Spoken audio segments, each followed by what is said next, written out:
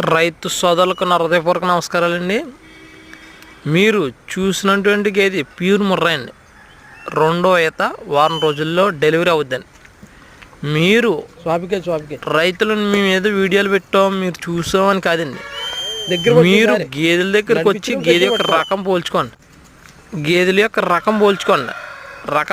అన్ని గేదెలు, కానీ గేదెల యొక్క రకం పోల్చుకొని గేదెపై ఒక రకం ఉందా, క్వాలిటీ ఉందా లేదా, ప్యూర్ ముర్రా కాదా అని క్వాలిటీలు చూసుకొని తీసుకోండి. మీరు ఏ డైరీ ఫామ్లో తీసుకున్నా పర్వాలేదు,